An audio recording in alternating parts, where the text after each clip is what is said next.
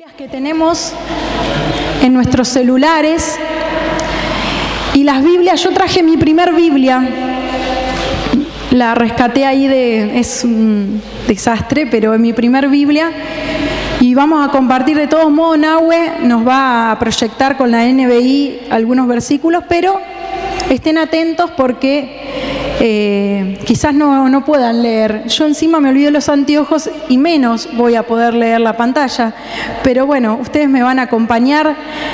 En todo caso, yo les acerco el micrófono. No, de cerca veo bien, el tema es de lejos. El tema es de lejos. Así que cualquier cosa yo le acerco el micrófono y ustedes leen algunos versículos, ¿sí? Bueno, hoy vamos a compartir un poco la palabra de Dios, algo cortito, porque la idea, les cuento, son 12 menos 5 pasadas. La idea es que poder llegar a nuestras casas temprano, picar algo, dormir la siesta los que tienen ganas y después unirnos en familia para celebrar al Señor. Pero hoy les quiero compartir acerca un poco de un título que yo le puse a esta prédica que se llama El reino de Dios como un niño. Y vamos a ir a Lucas 2, versículos 34 y 35. Estos son el versículo clave que nos va a acompañar durante toda la mañana. Es raro decir esto de la mañana. No sé si están cómodos, si le costó levantarse, ¿no? A algunos les gusta la mañana, sí. A algunos les encanta la mañana. Miren, ¿a cuánto les gusta venir a la mañana? Son mayoría. Mira. Algunos dicen, si cambia no vengo más, bueno. Bueno, vamos a la palabra de Dios. Lucas 2, 34 y 35. Aunque ahí aparece va a aparecer de la NBI, yo creo que lo voy a leer de acá y lo voy a leer de allá, para reforzar. Dice así. Y los bendijo Simeón y dijo a su madre María: He aquí, por Jesús, está puesto para caída y para levantamiento de muchos en Israel, y para señal que será contradicha. Y una espada traspasará tu misma alma, para que sean revelados los pensamientos de muchos corazones. ¿Me lo pones de vuelta, Nahue, que me voy a acercar a leer un poquito? El 34, de ahí dice: Simeón les dio su bendición y le dijo a María, la madre de Jesús: Este niño está destinado a causar la caída y el levantamiento de muchos en Israel y a crear mucha oposición, a fin de que se manifiesten las intenciones de muchos corazones. En cuanto a ti, una espada te atravesará el alma. ¿Cuál es el contexto de estos versículos? Jesús tenía 8 días de nacido. Era muy chiquitito, imagínense, muy chiquitito. Y la costumbre judía decía que ellos tenían que ir al templo a presentarlo, pero sobre todo a circuncidarlo. No voy a explicar qué es la circuncisión. Creo que la mayoría sabe y si no, después preguntan. Pero los papás de Jesús los llevaron al templo. Y Simeón era un hombre que dice la palabra que estaba lleno del Espíritu Santo, que él vivía en la presencia de Dios. Y cuando lo ve a Jesús, empieza a adorar, porque los versículos anteriores, él empieza a adorar, a alabar al Señor con sus palabras. Le dice: Señor, ahora me podés llevar a tu reino, a tu trono, porque mis ojos han visto tu salvación. Reconoció a Jesús como el Mesías, como el Salvador, cuando lo vio. Y estos versículos nos hablan del primer punto que les quiero compartir, y que es acerca del propósito del nacimiento de Jesús. Jesús no nació en esta fecha, y todo lo que implica la Navidad no tiene nada que ver con Jesús. Nada. Pero aún así vamos a aprovechar esta oportunidad para descubrir cuál era el propósito del nacimiento de Jesús.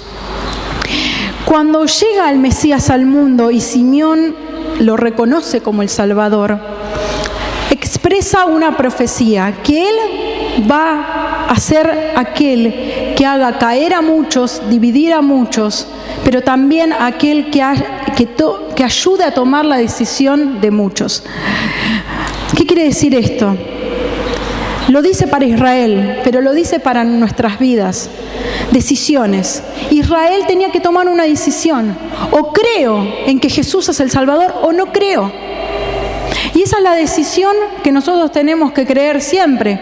O creo en Jesús o no creo, con todo lo que implica creer en Jesús. Lo cierto es que el propósito del nacimiento de Jesús es salvación, es vida eterna, pero también es revelación. Hay otras versiones, que no sé si yo las noté acá. ¿Alguno tiene otra versión que no sea NBI o Reina Valera 60 ahí a mano para leer? ¿No? Allá, Clary, ¿querés leer en voz alta? Lee el 35 nomás.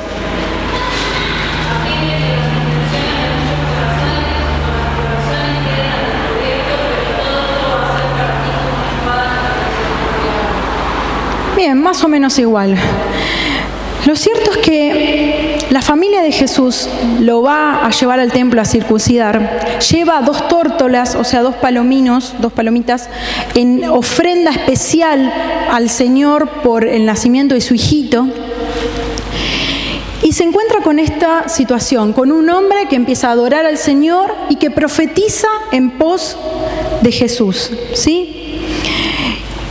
Y Jesús vino para revelación. ¿Revelación de qué? De los pensamientos, de las intenciones del corazón, para sacar a la luz todo lo que está en nosotros. Yo lo resumiría así. Y esta revelación de Dios nos lleva a 2 cosas. Primero, a una regeneración y segundo, a la vida eterna. ¿Por qué hablo de regeneración? Porque hablo de revelación, porque ¿alguien sabe lo que significa la palabra revelar? ¿Cómo? Quitar el velo. Entonces, ¿qué quiere decir esto? Que ante cada uno de ustedes yo puedo simular ser una persona. Y todos que digan, Maru es buena, Maru esto, Maru el otro. Pero ante Dios y al aceptar a Jesucristo en mi vida, mi corazón está expuesto, sin velo, sin nada que lo cubra, desnudo. Las intenciones de nuestros corazones, en todo lo que decimos, en todo lo que hablamos, en todo lo que escribimos, en todo lo que hacemos, son reveladas a través de Jesucristo. Ese es uno de los propósitos por los cuales Él vino al mundo. Pero también vino para regenerar. Y yo estuve buscando en el diccionario, la palabra regeneración viene del verbo regenerar, y el diccionario dice: lograr que algo recupere su forma o estado luego de haber permanecido dañado. ¿Sí? Lograr que algo recupere su estado luego de haber permanecido dañado. Nuestras vidas estaban dañadas por el pecado, por la desobediencia, por la inmundicia, o aún están. Pero Jesús viene a revelar, a sacar a la luz, a mostrar.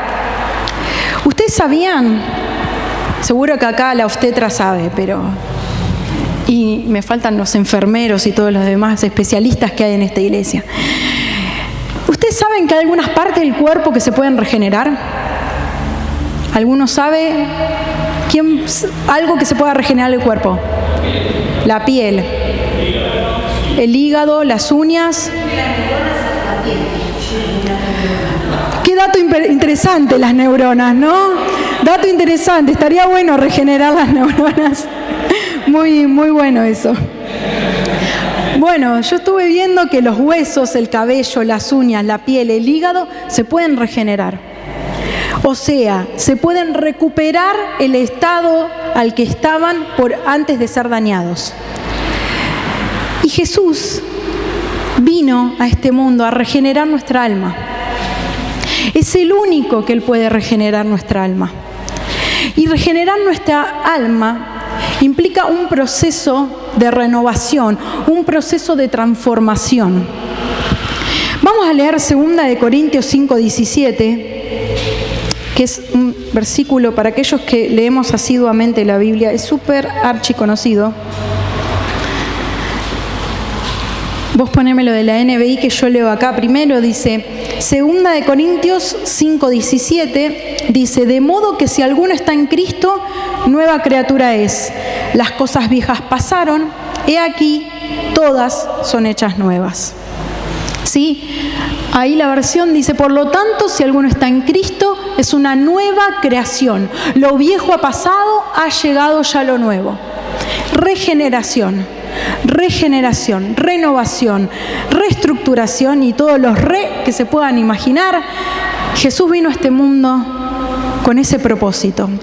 Y el proceso de regeneración que Jesús produce en nosotros implica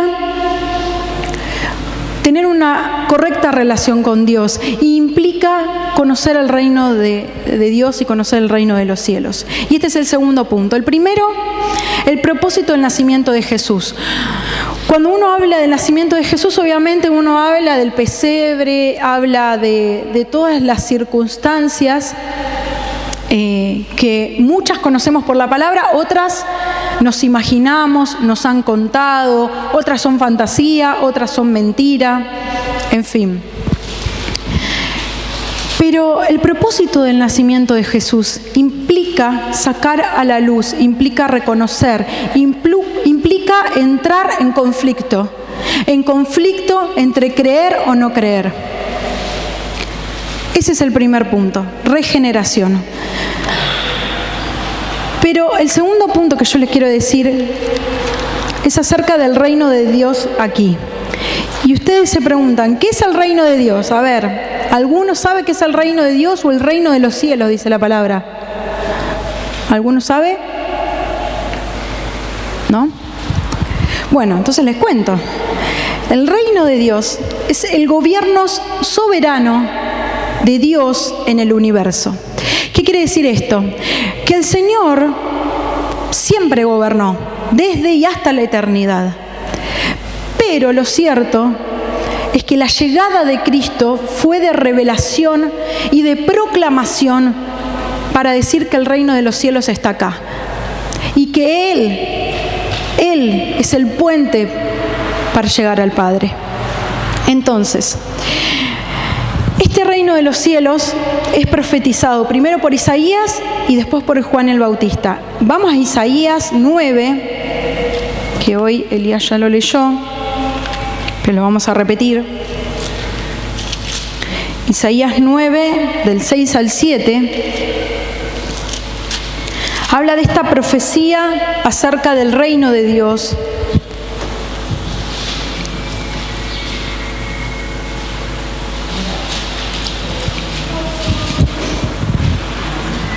Y de este acercamiento del reino de los cielos a nuestra vida. Dice la palabra, porque un niño nos es nacido, hijo nos es dado, y el principado sobre su hombro, y se llamará su nombre admirable, consejero, Dios fuerte, Padre eterno, príncipe de paz. Lo dilatado de su imperio y la paz no tendrán límite sobre el trono de David y sobre su reino, disponiéndolo y confirmándolo en juicio y en justicia desde ahora y para siempre. El celo de Jehová de los ejércitos hará esto. Isaías estaba profetizando acerca de la llegada del Mesías, del Salvador, de aquel que nos iba a proclamar el reino. Y Juan el Bautista, en Mateo 3, lo voy a leer de ahí, del 1 al 3, profetiza y proclama también esto. Mateo 3, del 1 al 3. En aquellos días se presentó Juan el Bautista predicando en el desierto de Judea. Decía, arrepiéntanse porque el reino de los cielos está cerca. Juan era aquel de quien habían escrito el profeta Isaías, voz de uno que grita en el desierto, preparen el camino para el Señor, hágale sendas derechas. Estas dos personas nos hablaban de esto. Y el reino de Dios, la soberanía del Señor, porque un gobierno tiene sus leyes, en nuestro caso nuestra Constitución, un gobierno tiene sus estatutos, sus formas, y el reino de Dios es un gobierno que también los tiene. Y es un gobierno que trae dos tipos de salvaciones. Una salvación interna, que es para mi vida, que es para tu vida, que es la salvación del hombre, que es perdón de pecados, vida eterna, nueva vida a través del Espíritu Santo, que es regeneración. Pero también una salvación externa de la creación de Dios y de todo lo que es establecido en el justo gobierno de Dios, que va a ser coronado, confirmado cuando Cristo vuelva. Porque todavía anda rondando Satanás, todavía el reino de las tinieblas está en este lugar, sobre nosotros no tiene autoridad, pero anda en el mundo gobernando. Pero cuando Cristo vuelva, el justo gobierno de Dios va a ser confirmado, la muerte ya no va a tener más autoridad, la enfermedad, todo gobierno de las tinieblas va a ser condenado, suprimido por Jesucristo mismo en la segunda venida. Y esto es parte del reino de Dios. Pero para establecer el reino de Dios en nuestras vidas y vivir bajo su gobierno, su soberanía, sus leyes, sus formas, es necesario algo básico: arrepentirnos, cambiar de actitud, creer, someternos a sus leyes, a sus reglas, a su dominio, dejar de hacer lo que a nosotros nos parece y empezar a obedecer y aprender cada día más de Dios. Y con esto quiero seguir en el último punto, que es acerca de recibir el reino de Dios como un niño. Y vamos a Lucas 18, del 15 al 17. Lo voy a leer de ahí mejor, que me gusta más. Y esto es lo más clave que yo quiero compartir en esta mañana. Lucas 18, 15 al 17.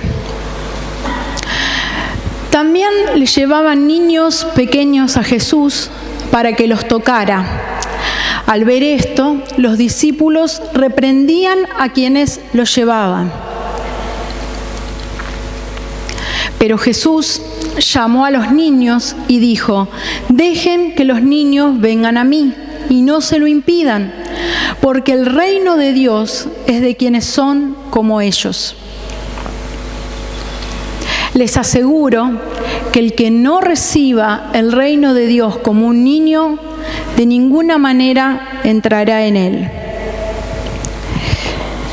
Me llama poderosamente la atención la actitud de Jesús, la actitud de los discípulos ante esta situación. Yo me imagino una escena, Jesús ahí caminando, ¿no? La gente queriendo agolparse, y vieron que los niños son de escabullirse, como son más chiquititos, yo lo veo en Feli, ellos se meten, corren, atropellan, no miden. Y me imagino esa escena de Jesús ahí caminando y de repente lleno de nenes acercándose a él. Pero también me imagino a los discípulos, todos como nosotros, religiosos, estructurados, que no se acerquen a Jesús, tipo guardaespaldas, tipo Ujier, como está Gallo ahí en la puerta. No se acerquen a Jesús, porque ustedes estorban, porque ustedes molestan, porque ustedes pisan los pies, porque ustedes gritan, porque ustedes atropellan y porque sobre todo ustedes molestan, porque los niños molestan, ¿o no?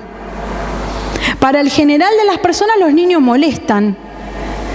De hecho, acá se los llevan, no solo para que aprendan del Señor y ustedes estén tranquilos escuchando la palabra, sino porque molestan. Pero los discípulos los echan. ¿Y Jesús qué hace? A Jesús no le molestan los niños. Primero. A Jesús no solo no le molestan, sino que los acerca, les impone las manos y los bendice. Y no solo su actitud, sino sus palabras confirman eso. ¿Diciendo qué? Diciendo que los dejen venir a Él. Diciendo que los dejen acercarse, que a Él como que no le molestan. Porque de los tales es el reino de los cielos. Entonces, cuando nosotros hablamos de niños, ¿qué características tienen los niños? A ver, vamos a hacerlo más interactivo. Ya estamos por terminar, Miren que son, yo les voy diciendo la hora, 12 y 20 casi. Y cuarto y 20. Características de los niños. ¿Quién me puede decir? Inocentes. Espontáneos. Puros. Inquietos. Crédulos. No sé qué dijo, pero alegres. Yo anoté un poquito algunas características más. Yo anoté franqueza, sinceridad, verdad, receptividad, alegría, sencillez, confianza. Se puede decir tranquilamente que son verdaderos discípulos, porque si bien hay veces son medios así como que no te hacen caso, pero vos le decís, mirá que esto es esto, y ellos no solo lo creen, sino que si vos le decís algo, lo hacen. Y no se ponen a razonar de por qué esto es esto y por qué yo lo tengo que hacer, correr, ¿no? Y yo les quiero contar una anécdota muy graciosa que me pasó en este último tiempo. Estábamos reunidos en el otro salón de Fomento y Feli hace muy poco que dejó los pañales, ¿sí? Así que estamos a cada rato preguntándole, che, Feli, ¿querés hacer pis? Che, Feli, ¿querés ir al baño? ¿Querés ir al baño? Así rehincha para que no se haga pis encima, ¿no? Y en el baño estaba Griselda, que había dejado el baño impecable, limpiando, pero un olor, ¿viste? Como decís, da gusto ir al baño. Entonces Feli me dice, pis, pis. Bueno, vamos al baño corriendo y cuando Feli va a hacer pis, estaba todo súper mega limpio y Griselda había tirado desodorante para inodoro color azul. Bueno, él se sienta, hace pis. Y cada vez que él se levanta de hacer pis, observa si hizo bien. Entonces dice, bien, porque se pone contento porque cumplió con el objetivo. Pero ¿qué pasa? El pis es de color amarillo, no azul. Entonces miró el inodoro. ¡Wow! ¡Azul! Me dice. Yo empecé a reírme. Él había hecho pis azul, para él había hecho pis azul. ¿Y yo qué me voy a poner a explicar? Que el pis no es azul. Bueno, ¿a qué voy con esto? Los niños, son así, puros, inocentes, crédulos. ¿Y por qué piensan que Jesús habrá dicho que de los tales es el reino de los cielos? ¿Por qué piensan que Jesús habrá dicho que los dejen venir a Él, que no estorban, los bendijo? Y quiero confirmar esto que dice Jesús, leyendo Mateo 21, 14 al 16. Quédense con esto de los niños, porque parece una tontería, pero Jesús realmente era muy claro con sus anécdotas, con sus dichos acerca de lo que nos quería enseñar. Mateo 21, versículos 14 al 16.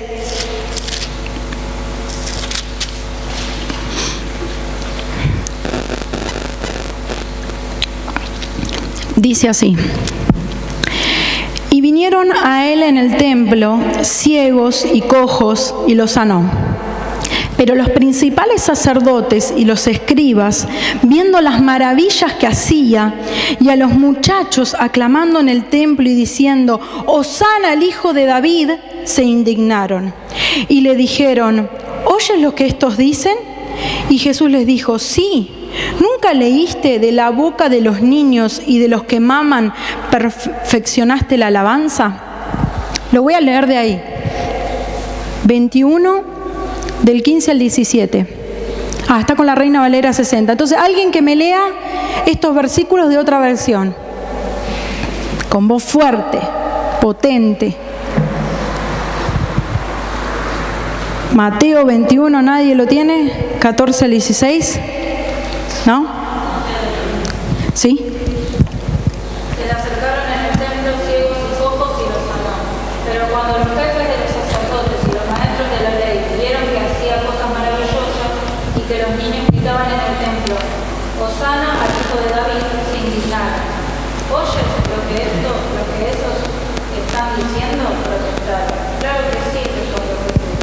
Nunca han leído en los labios de los pequeños y de los niños de pecho han puesto la perfecta alabanza. Amén. Otra situación con niños. ¿Cuántas veces nosotros actuamos? Hay dos formas de actuar. O actuamos como los niños o actuamos como los escribas y los fariseos. Lo cierto es que la escena era la siguiente. Estábamos en un lugar así. Y de repente Jesús estaba sanando, estaba restaurando. Acá dice, ciegos y cojos, ciegos y rengos, y Él los sanó. Ese era el panorama. Imagínense acá, ciegos, cojos, enfermos, todos sanos por el poder de Dios. Pero hay veces, nosotros actuamos como los niños y decimos, ¡gloria a Dios! Más efusivamente, ¡gloria a Dios! Porque Dios sana, Dios restaura, Dios hace nuevas todas las cosas. Pero hay veces actuamos como los fariseos y los escribas, que nos indignamos y nos ponemos a pensar en el alboroto, en todo lo que está pasando. Mirá estos nenes lo que dicen. ¿Qué nos impide maravillarnos de todo lo que hace Dios a diario? ¿Hay algo que nos impide maravillarnos de Dios? ¿Hay algo que nos impide darle gloria? ¿Hay algo que nos impide alzar la voz y proclamar a Jesucristo por todo lo que Él hace a diario? La actitud de un niño. Nuevamente Jesús cita la palabra de Dios porque lo que dice ahí en el versículo 16, de la boca de los niños y de los que maman, perfeccionaste la alabanza. Eso es el Salmo 8.2. Los niños tienen alabanza para Dios y ellos no se ponen a pensar, Jesús sanó en tal lugar, esto, lo otro. Alaban a Dios. Lucas 10:21, y ya termino, me faltan 2 versículos. Dice, en aquella misma hora Jesús se regocijó en el Espíritu y dijo, yo te alabo, Padre, Señor del cielo y de la tierra, porque escondiste estas cosas de los sabios y entendidos y las has revelado a los niños. Sí, Padre, porque así te agradó. Nuevamente, Dios se goza en revelar los misterios del reino de Dios, en revelar a Jesucristo, en revelar sus promesas, su palabra a los que son como niños, a los sencillos, a los humildes, a los que aceptan el mensaje sin razonar, sin estructuras, simplemente con fe, creyendo, como un niño que cree todo lo que le decimos, todo lo que le prometemos, como un niño. Y por último, Mateo 18, del 1 al 6, vienen los discípulos a Jesús, charlando ahí, mate de por medio, dice, en aquel tiempo los discípulos vinieron a Jesús diciendo, ¿quién es el mayor en el reino de los cielos? Y llamando Jesús a un niño, lo puso en medio de ellos y dijo: de cierto os digo que si no os volvéis y os hacéis como niños, no entraréis en el reino de los cielos. Así que cualquiera que se humille como este niño, ese es el mayor en el reino de los cielos. Y cualquiera que reciba en mi nombre a un niño como este, a mí me recibe. Y cualquiera que haga tropezar a alguno de estos pequeños que creen en mí, mejor le fuera que se le colgase al cuello una piedra de molino y que se le hundiese en lo profundo del mar. Dos cosas para destacar. Primero, ¿qué importa quién es el mayor? O sea, los discípulos estaban viviendo bajo el gobierno de Dios, bajo el reino de Dios. Y ellos estaban preocupados por quién de ellos o de los que seguían a Jesús era el mayor. Y Jesús, tan sabio, tan grande, acerca a un niño y le dice: mírenlo, mírenlo. Así como es humilde este niño, así ustedes tienen que ser, porque el que es como él es el mayor en el reino de Dios. Y convertirnos como niños es humillarnos, es obedecer, pero también es rebajarse. Y rebajarse para darnos al otro, rebajarse para entregarnos al Señor, no nos gusta, esa es la realidad. Nadie quiere rebajarse, y menos en este mundo de rebeldía, revolución, donde nadie me tiene que dominar, en donde nosotros tenemos que ir al frente y nosotros tenemos que hacer la revolución y rebeldía a pleno.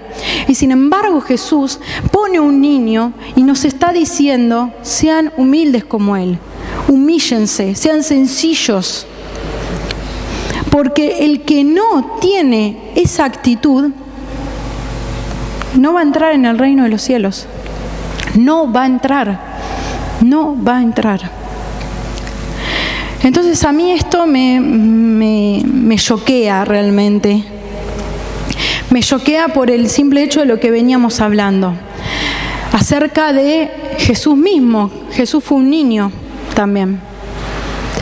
Es raro imaginarnos a Jesús haciendo en el pañal, a Jesús llorando, a Jesús pidiendo por la madre, a Jesús dando sus primeros pasitos, a Jesús abrazando a sus padres. Es raro, es raro. Es raro también ver a Jesús en una cruz morir por nosotros. Sin embargo, el propósito de Dios de revelarse, de entregarse, de darnos una oportunidad de ser regenerados, ese es el propósito del nacimiento de Jesús. Y también acercarnos al Padre y darnos una esperanza, acercarnos al Padre y decirnos: el reino de los cielos está aquí, vengan a mí, arrepiéntanse, sean como niños. ¡Cuán sencillo! ¡Cuán sencillo! Y no hablo de ser niño en lo inmaduro, porque obviamente los niños son inmaduros, pero hablo de un niño, como decía Jesús, la sencillez y la humildad. Y para terminar, yo les quiero leer un texto que encierra un poco acerca de esta predicación. Dando la prédica, leía diccionarios bíblicos, leía comentarios bíblicos, buscaba en varias versiones, bla, bla. Y hubo un texto que me llamó poderosamente la atención, acerca del reino de Dios. Dice así: Jesús confronta la tendencia de la humanidad a asociar la autoridad con un ejercicio de dominio sobre otros. El dominio en la vida del reino de Dios en nosotros es para que tengamos una vida fructífera, para echar fuera los poderes infernales, para hacernos libres, no para controlar a otros o servir a nuestros propios intereses. Su llamado a ser humildes como un niño sienta la pauta para que el creyente ejercite su autoridad como agente del poder del reino de Dios. Juan anunciaba que el gobierno de Dios derrocaría el gobierno del mal, tanto humano como infernal. El reino se había acercado porque el rey estaba y está aquí. Y su presencia en este mundo significa un nuevo mundo de esperanza para la humanidad, ya que ésta ya no tenía que estar más sujeta al gobierno de la muerte o al pecado. Aún más, el reino de las tinieblas va a ser confrontado y comenzar a ser derrotado con su llegada. Jesús, con su llegada, nos trajo propósito, libertad, nueva vida, salvación y una nueva visión de todo lo que nos rodea. El Rey ha venido, el Rey está aquí. Amén. El propósito de Jesús, acercarnos al Padre, establecer el reino, darnos una nueva oportunidad, ayudarnos a nacer de nuevo.